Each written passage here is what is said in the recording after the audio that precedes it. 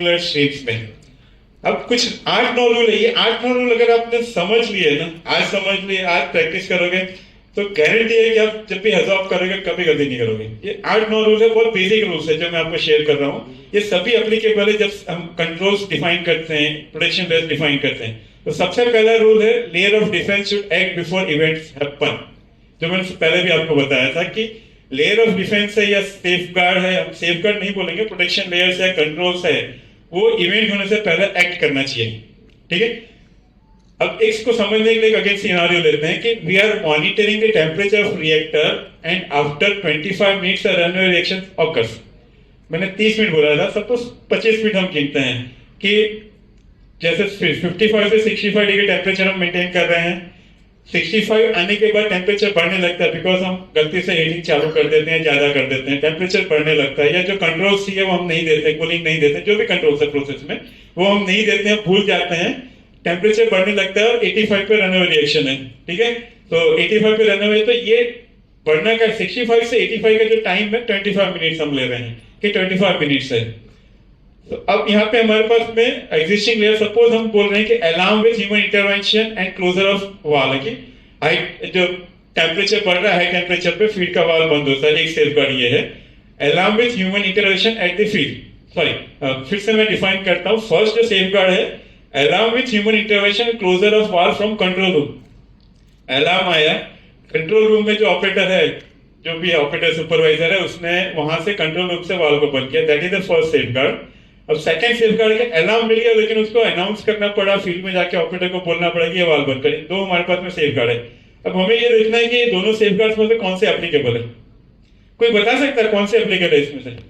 दोनों है, नहीं है, एक है, कोई भी नहीं है? पहले वाला। पहले वाला, okay. Any other option? Answer आया पहले वाला, उसके सिवाय कोई ऑप्शन? Okay, no issue. क्यों है वो मैं आपको बताता हूं। फर्स्ट वाला जो मैंने आंसर दिया एकदम सही था, लेकिन क्यों है और कैसे हमें उसे डिटेक्ट करना है। तो बेसिकली क्या है कि जितने भी रिस्क असेसमेंट करते हैं वो ऑलवेज विथ रेफरेंस करना चाहिए। तो रिस्पॉन्स टाइम का भी रेफरेंस है जो पर्पल बुक में टीएनओ जो मेनली क्यूआरए करने के लिए हम यूज करते हैं। The goal, our layer of defense should act before the runaway reaction occurs, that is within 25 minutes. ये हमारा गोल है। तो कैसे हम उसको डिसाइड करेंगे? How to identify the layer of defense that should act before? तो there are 3 types of layer defense. 3 basically है जो हम यूज करते हैं डिफरेंट रिस्क असेसमेंट में। This reference is from the purple book which is universally use for the risk assessment QRA mainly, जहाँ quantification करते हैं। बट हम उसका एडवांटेज ले सकते हैं जॉब में कि ऑटोमेटिक ब्लॉकिंग विद सिस्टम, जैसे अलार्म बजा, उसके बाद में कंट्रोल वाल से वाल बंद हो गया, मतलब अलार्म का जो रिस्पॉन्स आगे गया, कंट्रोल वाल बंद हो गया, तो that is automatic blocking system या शट डाउन सिस्टम भी हम बोल सकते हैं। तो उसका नॉर्मली हमें रिस्पॉन्स टाइम 2 मिनट लेना चाहिए। उसका भी ब्रेकअप है कि अलार्म को डिटेक्ट करने में 30 सेकंड लगेंगे, डिटेक्शन से ट्रांसफर करके कंट्रोल वाल तक जाने में 30 सेकंड लगेंगे, और एक्शन लेने में 1 मिनट। एक्शन का मतलब क्या है कि उसको नॉर्मलाइज करना सिस्टम को। तो नॉर्मली ये जो automatic system, shut down system का रिस्पॉन्स टाइम हमें 2 लेना चाहिए, 2 मिनट ऑलवेज। थंब रूल है। हाँ, कोई इंस्ट्रूमेंट इंजीनियर है आपके साथ में और उसका टाइम में कैलकुलेशन करना चाहे तो जो एक्चुअल है कैलकुलेशन के हिसाब से भी हम ले सकते हैं, पर हमारे पास में कैलकुलेशन नहीं है तो हमें थंब रूल से 2 मिनट लेना चाहिए। अब सेकंड है कि रिमोट कंट्रोल ब्लॉकिंग सिस्टम। मतलब क्या है कि अलार्म आया, अलार्म आने के बाद में कंट्रोल रूम में ही ऑपरेटर ने कंट्रोल रूम से उसको वाल बंद कर दिया, that is a remote operated, right. तो उसका रिस्पॉन्स टाइम है 10 मिनट है। उसका भी ब्रेकअप है पर्पल बुक में, लेटर में आपको चाहिए तो I will share it. Hand operated blocking system जो है उसमें जैसे कि अलार्म आया और फील्ड में जाके वाल को बंद करना पड़ा, ये 3 नॉर्मल सिचुएशन हमारी होती है जिसमें हम सेफ गार्ड्स लेते हैं।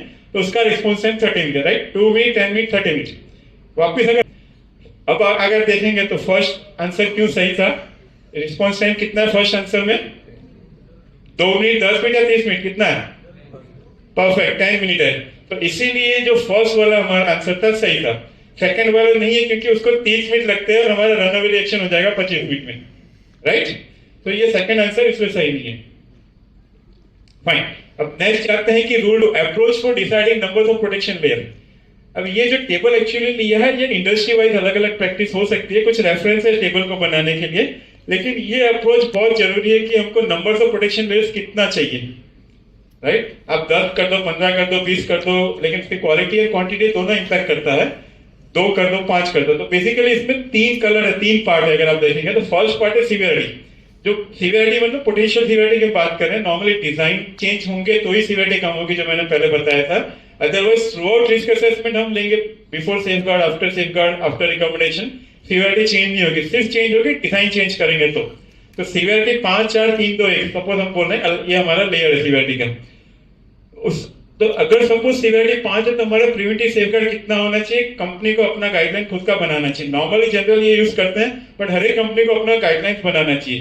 प्रिवेंटिव सेफगार्ड जो मैंने पहले बताया था कि अप टू सर्टेन एक्सटेंट वो आपको प्रिवेंट करेगा कॉज को, या उसका एस्केलेशन मिटिगेट तक नहीं जाता है, तो that is a preventive safeguard. तो सीवियरिटी 5 है तो मिनिमम 2 सीवियरिटी, 2 हमारे पास में प्रिवेंटिव सेफगार्ड होना चाहिए अगर हमको फुल प्रूफ सेफ्टी सिस्टम हमारा सिस्टम बनाना है रिस्क असेसमेंट के हिसाब से।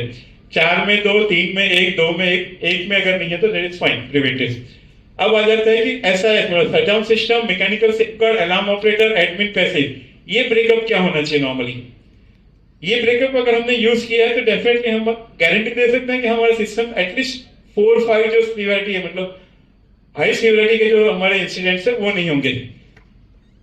सो हम सपोज बात करें तो 5 सीवियरिटी है, तो एग्जांपल लेने के लिए हम दे सकते हैं कि शटडाउन सिस्टम 2 हो, उसके बाद अलार्म ऑपरेटर इंटरवेंशन 1 हो, एडमिन हो, पैसिव 2 हो या 1 हो, तो ये मिला के 5 होना चाहिए। सेकंड ऑप्शन हो सकता है कि शटडाउन सिस्टम 1 है तो मैकेनिकल सेफगार्ड 1 हो, तो मिला के 5 होना चाहिए। अब क्या होता है, कई बार आप सिस्टम में देखते हैं कि जब डिजाइनर है बहुत सारे अलार्म दे देता है। अब अलार्म का बेसिकली क्या, रिस्पॉन्स करने वाला ज्यादातर एक ही हमारे पास में कंट्रोल रूम में ऑपरेटर होता है। अब एक साथ 10 अलार्म आ गए, अगर वो रिस्पॉन्स एक को करेगा तो 10 को भी करेगा, लेकिन एक को नहीं करेगा 10 को नहीं करेगा, बिकॉज सेम टाइम पे आ रहे हैं। इसलिए मैं बोल रहा हूँ अगर 1 घंटे बाद कोई अलार्म आ रहा है वी कैन टेक क्रेडिट, लेकिन सेम टाइम में 5 या 6 अलार्म आ रहे हैं, अगर हमने डिजाइन अलार्म 5 या 6 कर दिए, लेकिन वो एक हमारा कंट्रोल एक ही गिना जाएगा, बिकॉज रिस्पॉन्स करने वाला एक ऑपरेटर है। अगर वो फेल हो गया तो सभी अलार्म फेल हो जाएंगे, राइट। सो बेसिकली इसलिए हम जब भी डिजाइन करते हैं, रिस्क असेसमेंट करते हैं, तो अलार्म एंड ऑपरेटर इंटरवेंशन एक ही कंसीडर करते हैं। आपने 5-6 भी दिए हैं नहीं कर सकते, बिकॉज उसका लिमिटेशन है, फेल होगा तो रिस्पॉन्स फेल होगा तो सभी का फेल होगा, राइट। सो इसी तरह सीवियरिटी 4 है तो सेम हम ले सकते हैं कि 1 शटडाउन सिस्टम हो गया, 1 मैकेनिकल सेफगार्ड हो गया, 1 ऑपरेटर इंटरवेंशन हो गया, 1 एडमिन और पैसिव में से जो भी हम लेना चाहे आइदर ऑफ ले सकते हैं। तो ये बेसिक है कि अगर हमको नंबर ऑफ प्रोटेक्शन डिसाइड करना है तो इस तरह से हमारे कंपनी का खुद का गाइडलाइन बनना चाहिए with reference to standard reference book. Then third rule है layers of defence should be measurable and auditable, जो मैंने आपको पहले भी बताया था। 5% ज्यादा नहीं, मेजरेबल एंड ऑडिटेबल मतलब परफॉर्मेंस डेमोन्स्ट्रेट करना चाहिए। मतलब कि जैसे हम बोल रहे हैं कि एसओपी है तो एसओपी का ट्रेनिंग वो सब जो मैंने आपको बताया था उसका रिकॉर्ड्स होना बहुत जरूरी है। तो layer of defence should be measurable and auditable. Example लेते हैं, monitoring of temperature record should be available in the log sheet. अगर हम बोल रहे हैं टेंपरेचर मॉनिटरिंग कर रहे हैं तो उसका रिकॉर्ड्स अवेलेबल होना चाहिए और एसओपी का ट्रेनिंग भी होना चाहिए ऑपरेटर को, और रेगुलर ट्रेनिंग रिफ्रेशिंग ट्रेनिंग भी होते रहना चाहिए। तो ये बेसिक है, that is the third rule.